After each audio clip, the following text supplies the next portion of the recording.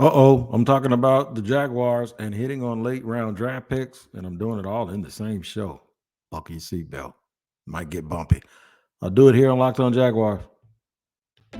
You are Locked On Jaguars, your daily Jacksonville Jaguars podcast, part of the Locked On Podcast Network. Your team every day.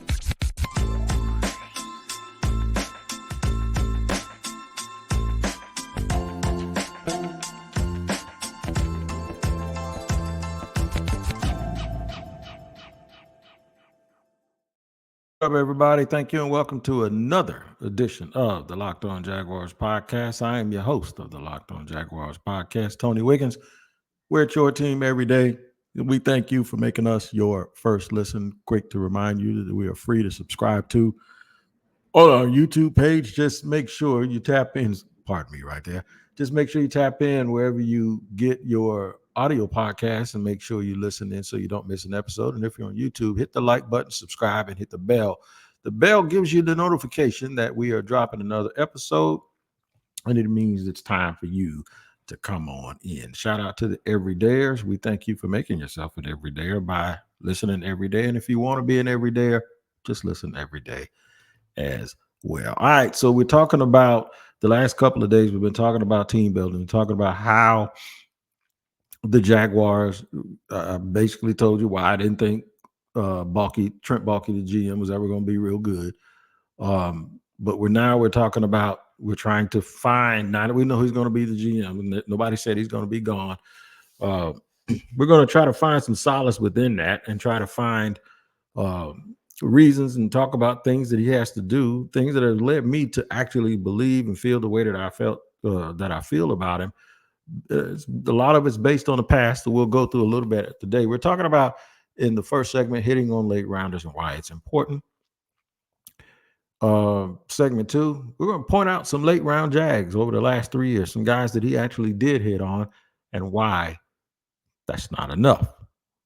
Can Baalke nail it down? In segment 3, I'm going to assume that you all know exactly what my answer is to that question. However, just like everything he's done before or done since he's been here, we're going to give him the benefit of the doubt. And if he does well, he does well, and we'll say that. If he doesn't, well, we're going to say that too. And that's kind of what we have already been doing. So first of all, you have to look around the league. You have to sometimes take a look backwards and see how these late round picks have fared for other teams. In some cases, the numbers aren't much different from the success or lack of success that we believe Trent Baalke has had as the GM here for the Jacksonville Jaguars. I said it. Sometimes it doesn't look too far off. When I start naming Jaguar players that have made significant contributions, or some of the guys from last year, like Yasir Abdullah, who I still believe has a chance to make a significant contribution at some point for this team, you're going to go, man, it's not much different than a lot of other teams, including some very successful organizations. The one thing you'll notice that's different, if you go through the teams that are winning and you look for a late round pick that hit, and when I say late round, I'm talking day 3, day 4 through 7. Here's what you'll most likely notice. They all hit big on one guy. One dude. One. So if the question now becomes, so you mean Baalke's a bad GM and he's a bad day 3 GM because none of his day 3 guys have turned out to be superstars? Partially, yeah, that's exactly what I'm saying. The other part that I'm saying is, those teams that hit on those late guys, they also hit on a whole bunch of early ones. That's the big difference. And I'm not talking about the first round. I'm talking about rounds 2 and 3. You will see that most of those teams also found they found a lot of success with their early people. So one of the examples I'll give you right now is the Detroit Lions. So over the last 3 years, I'm not going to mention last year's players because I don't think last year's guys, especially on these teams that are challenging for the playoffs, I don't think last year's guys really matter yet because their story hasn't been told. But a lot of people right now are talking about this kid, Kirby Joseph, who was chosen actually in the 3rd round for Detroit, about hitting low. He's doing that. Now, Kirby Joseph is labeled as a DB, kind of plays, I think he plays safety, where Chauncey Gardner-Johnson and Brian Branch also. So now you're talking about a guy who's carved out a responsibility. But again, he's a 3rd round pick. So when you go back through and look at the Lions, you go back to 2021, they're a 4th round pick. The 4th round pick goes by the name of Amon-Ra St. Brown. If there's a person on the Detroit Lions team, mainly their offense, but really their whole team, that actually personifies the attitude of their head coach, it would be wide receiver Amon-Ra St. Brown. So now that makes the fact that he is who he is, that makes the pick of Jahmyr Gibbs, I'll mention it if it's a plus. I won't count it if it's a negative. Jahmyr Gibbs and Jack Campbell and Sam Laporta and Brian Branch, guys that were chosen last year, and Aiden Hutchinson and Jamison Williams and Josh Pascal, Kirby Joseph, who were chosen 2 years ago, and Penei Sewell and Alan McNeil and Ifeotu Melifonwu, those guys. Now it makes all of those guys really, really, really seem like home runs. It's because in addition to them, and that would have been enough, you could easily say that that was still easy scouting because it was day 1 or day 2. Now you throw in Amon-Ra St. Brown, the guy who probably has the biggest piece of the DNA of the head coach. You put him into that category, and now it's through the roof.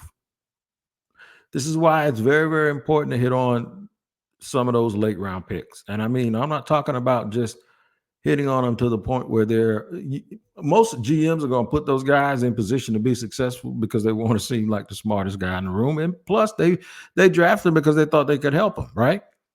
Well, when you put guys into that category now,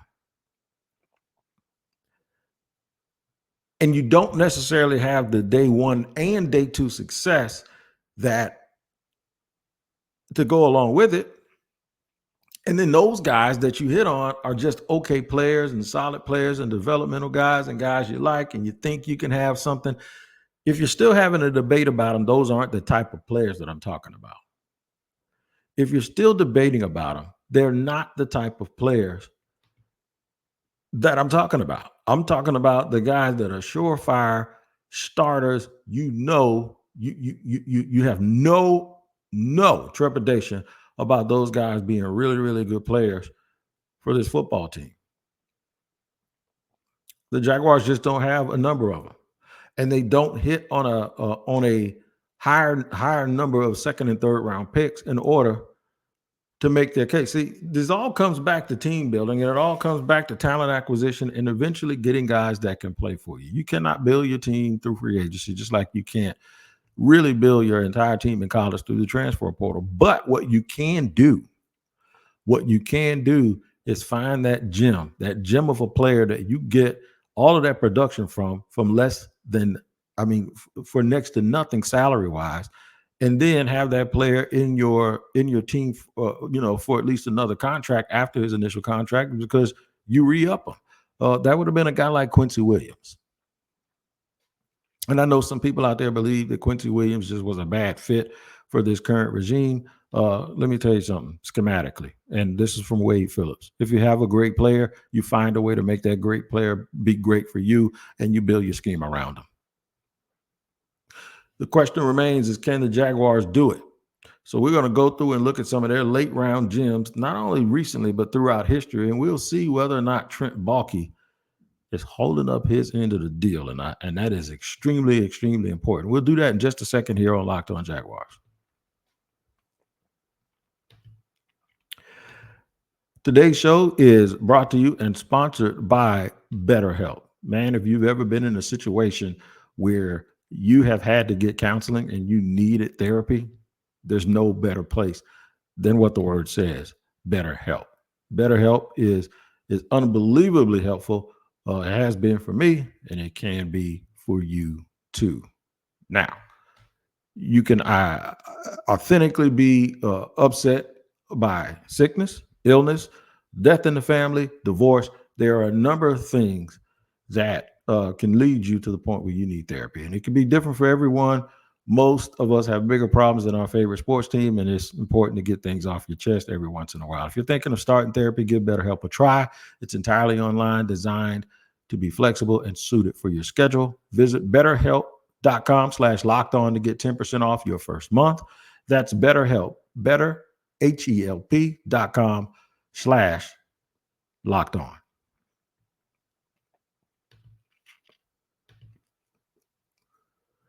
Running it down here, segment 2 on Locked On Jaguars. I am the host of the Locked On Jaguars podcast, Tony Wiggins. We're at your team every day, and we always thank you for making us your first listen.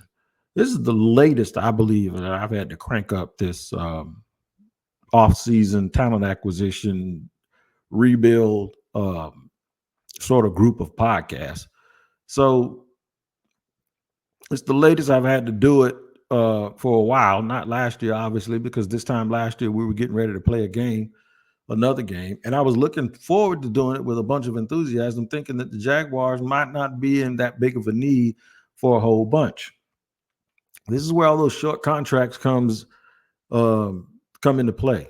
You had your bets by signing guys for 3 years, knowing you can get out of it after 2 and maybe push it to a third year. But the bottom line is, if you haven't succeeded and gotten to your goal yet, then you wonder, what are you doing? And I think a lot of Jaguar fans are there right now. And that's because they have a lot of guys that have to make decisions on, and they don't necessarily have a replacement for him. One guy they do have a replacement for, if they decide to move on from Rayshon Jenkins, they have Antonio Johnson right there. And Antonio Johnson was a guy who was chosen in the 5th round last year. And I'll tell you what, he went later than a lot of people expected, including me. And I also happened to be privy to some information because a buddy of mine was on staff where Antonio played college ball. And he called me draft night and says, man, I can't believe he's still sitting there. And the Jags are calling about him.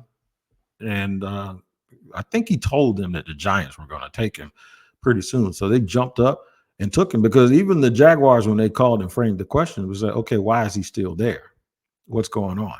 And even that part is a little bit weird to me, because they had gone and drafted Ventrell Lacey in the 4th and Tyler Lacey in the 4th. They got Yasir Abdullah right at the top of the 5th. Why didn't they call early and ask why Antonio Johnson was still on the board if they were that intrigued by him, right? So when you look at their draft the last year, after their first 3 picks, I just mentioned 3 of the picks that they picked in the 4th round. They got Johnson in the 5th round. They got Parker Washington in the 6th round, and he seemed to have outperformed that. Then they got Christian Braswell from Rutgers, who they really like, Eric Hallett. Cooper Hodges, another player that was a training camp phenomenon, and now Cooper Hodges is a guy that they may believe can start at one of those guard positions, right? And then they had a couple of other picks, guys like Raymond Vohasek and Derek Parrish, that did not last. The thing is, you know all of those names, and most of those names I just mentioned made the roster in some shape or form. And I think sometimes fans get confused that just because you know those names and you've seen some promise from those names, it doesn't mean they're going to be a really good player. And I'll tell you why. It's because when a team picks players like that, and players come in and they understand specifically and what it is that the team wants them to do to fit into a certain role, the team actually puts them into that. They almost have to screw it up to be pushed out of that spot, because the team is looking for some depth. They are looking for guys that will make them not have to go out and spend money and get other people. If you go back to 2022, the 4th round pick on this team was Chad Muma. 5th round was Snoop Connor. And then you have Greg Jr. and Monteric Brown. Again, 2 more defensive backs. And you notice that there's a theme here. Trent Baalke is going for these DBs late in these drafts, and he believes that that's where you can get help. I don't disagree with that. I think there are a lot of late round DBs that kind of get left out because there's so many of them across college football that a lot of these guys are scheme specific and they are specific to a certain task and a specific thing that you want them to do. And it's about body type, it's about quickness, it's about twitchiness, and you think you can take that guy and stick him right in that spot. If you look at 2021, and that was the first year Trent was the full-time GM where he was running things, their fourth round pick, Jase Medical. I think that was an Urban cut. Urban wanted him. They got him. They brought him in. When Urban was gone, they cut him the very next year. I think Jordan Smith was an Urban cut. Urban was also very instrumental in wanting Jordan Smith. Both of those guys, I think the last I heard, Jordan Smith was still trying out for teams and may be in Kansas City, the last I heard. Jase Medical is in the rotation up in Cincinnati. They got Luke Farrell. He's in their rotation. He's a guy that they brought along. Wasn't good enough for them to not tag Evan Ingram, but good enough to actually be on the field early in games last year. You would think that he would be good. He would have been good enough for them not to use the second round pick on Brenton Strange, but here we are. And of course, Jalen Camp, that was a name around Camp for an awful long time, who has not stuck around. Now let's look at the last draft prior to Trent being the full-time GM when he was on staff with Dave Caldwell. If you look back at those picks, the fourth round pick was Ben Bartch, who played a lot and started a lot of games here. Ironically, he's been playing a lot of center, I heard, for San Francisco. And now San Francisco may have found something in a reserve center or a guy that they can flex around. And he played well before he got hurt here in Jacksonville. Josiah Scott, saw him playing a little bit of nickel early this year for a playoff team. Shaq Quarterman is still on this team here in Jacksonville. I think it's probably his last year. Daniel Thomas, a special teams ace, probably his last year. Colin Johnson is, I think last I heard, he was still around the league. And of course, we know Chris Claybrooks, another late round DB, got himself in some trouble, and we ain't heard much from him. So that's it. Gardner Minshew and Dontavius Russell and Wycroft Armstrong, guys like that under the old regime. Logan Cook, the real good punter, was a seventh round pick. And that's the thing, when you can find guys like that can really, really help this football team. But for the most part, this organization historically has not found much success in those late rounds. Now, they do have a lot of guys that have played a lot of ball for a lot of teams, like guys who have been around. I think the best pick that they've had in those rounds, Telvin Smith was a fifth round pick, and Telvin, we know it didn't end in a good way, but Telvin Smith was probably, when you think about it, the guy that this organization can, at least over the last 10, 12 years, can go, there you go. There's our guy right there. And that's also a position, in my opinion, where historically, if you want to find some players, it's that off-ball linebacker position, because you're going to have varying body types. And even with guys like Telvin and Quincy Williams, where you're going to eliminate about 2/3 of the league, because they're just going to look at them and say they can't play. So therefore, there'll be an abundance of guys like that. So those are the late round picks the Jaguars have made. The jury's still out on the guys from last year, but it's really, really important. And I'm telling you, I'm going to the Senior Bowl. I just made that decision this morning. I'm going over, I've been had my credential approved, but I decided, instead of going to the Super Bowl, since the Jaguars aren't going to be around, that I changed those plans, and I will allocate some of those funds to go over to Mobile and really, really get to the bottom of this personnel stuff. I think I'll squeeze more juice out of the Senior Bowl for our listeners than I will hanging around the Super Bowl. That's for sure. All right, we're going to discuss that and more in just a second on Locked On Jaguars. We're going to ask, can Baalke nail it? And I think you all know the answer to that question from my perspective. But just in case, I'm going to go ahead and bring it to you anyway. And I'm going to talk about whether or not I believe Trent Baalke can turn it around and in this year get that done. But first, I have to let you know that Locked On has launched the first ever national sports 24/7 streaming channel on YouTube. Locked On Sports Today is here for you 24/7, covering the top sports stories of the day with local experts of Locked On, plus our national shows covering every league. Go to Locked On Sports Today on YouTube and subscribe to the first ever national sports 24/7 streaming channel. All right, more good stuff for you coming here on Locked On Jaguars. We'll do it in just a second here on Locked On Jaguars. I have to first let you know about LinkedIn Talent Solutions. That's right, LinkedIn, man. You want to, if you have a business that's open, you want to try to staff that business, there's no better place to help you out than LinkedIn. Because while you're dealing with contractors and all of this other stuff and making sure you're all right with the state and all your paperwork, the last thing you need to be doing is bogged down with not hiring people, but making a list of people to talk to. LinkedIn will do that for you, man. It isn't just another job board. LinkedIn has a vast network of more than 1 billion professionals, which makes it the best place to hire. It helped me staff 2 barbershops, so I know it can help you do the exact same thing. So post your job for free at linkedin.com/lockedonnfl. That's linkedin.com/lockedonnfl, all one word, to post your job for free.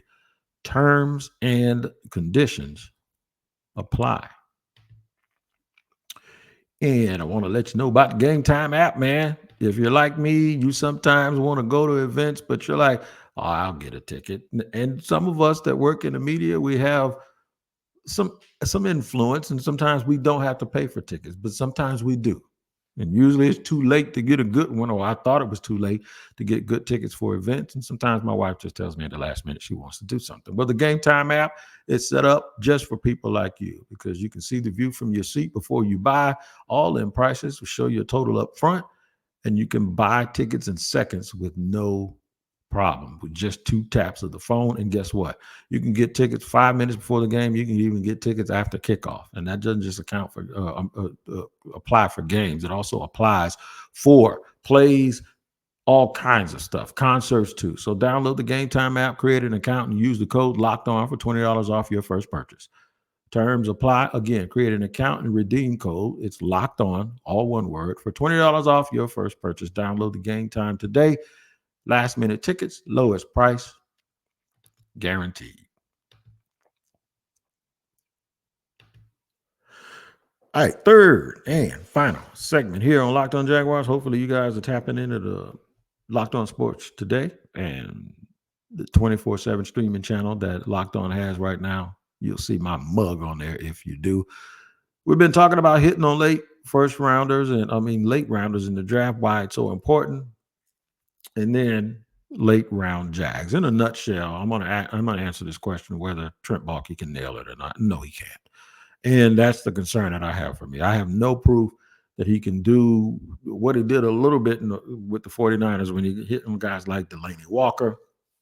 I just don't think that doing more than picking guys that you'll give an opportunity to outside of Antonio Johnson. I will honestly tell you that the Jaguars don't need a safety in the draft, because even if they cut Rayshon Jenkins, they have Antonio Johnson. They don't need a safety to come in and start. You have a starter right there on the roster. That's the one exception. And he is also the example of the type of moves and the type of players that I am talking about when I think they need to really, really hit on some guys. You're also going to have to do it when you think about the fact that Trevor Lawrence at some point is going to get a contract extension, whether that be this year or next year. And then you're going to have other guys playing on like Josh Allen. Josh Allen will be playing on probably a max contract, and then they have to pay Calvin Ridley. So this is the thing you try to not avoid, because nobody can avoid it, but you try to come into with the best situation. You try to come into the situation as best as possible. You're going to eventually, hopefully, get good, or at least respectable. And the Jaguars are right at respectability right now. The guys you got respectable with that are young, you're going to have to start paying them. Once you start paying a guy a certain amount of money, you're not getting them on a discount. You didn't necessarily do it early. Once you start paying guys, I would say you're kind of stuck with them, but you're not really stuck with them, because teams maneuver around bad signings all the time. But one thing you can count on is this: it's going to make it more difficult for you. And once you commit to a month monetarily, you're also committing to them in other ways. The monetary part of it just represents your total commitment to that person, and thinking that that person is going to be the one doing all of the playing for you. You can't just imagine that it's going to be easy. So basically, in a nutshell, you put yourself in a dilemma. You have to make decisions on guys that the first round guys, right? So that decision is made easier. And this is what I'm talking about with the late round picks. That decision is made easier when you got a guy sitting there chomping at his heels and he wants. And I'll give you an example. Zeke Elliott was making a bunch of money. Dallas drafted Tony Pollard, had Tony Pollard right behind him. And it was a no-brainer decision to go ahead and get rid of Zeke Elliott and move Tony Pollard up. Now, they didn't help Tony Pollard out by getting another big back. But still, that's a part of the responsibility. When you move up a guy from number 2 to number 1, you have to still have a guy that's number 2, and you're not going to flip-flop him. So, are you doing the due diligence to have the guys behind the guys that you need, or are you constantly replacing the guys behind the guys when the guys in front of them aren't even really that good, and then you're stuck having to pay the guy, right? If that makes sense. Like, I would really love to be on Fly on the Wall and find out if they had hit on Walker Little and they did hit on Anton Harrison, would they move on from Cam Robinson after this year? But if you can't, you got to pay Cam all his money, or so because you haven't done your job, now you got to play catch up, right? You can't call the game time for that. They ain't gonna give you no left tackle or no corner. You have to do that on your own. So the question is, can they be better? And then can they find a superstar too? And I say that I know I always told people that I hate saying you can find, but I mean find within a vacuum of them. They want to hit and they want to nail one of those late round picks. Do they have somebody other than Antonio Johnson right now that's in development that I'm pretty sure is going to be a good player? No, I don't. I can't think of anybody. I think Yashir has a chance. But as long as they are doing the things the way that they do here, where they want to worry about traits and all of that stuff to the point where it's overkill, you have to wonder if he's ever going to be given a shot to do that.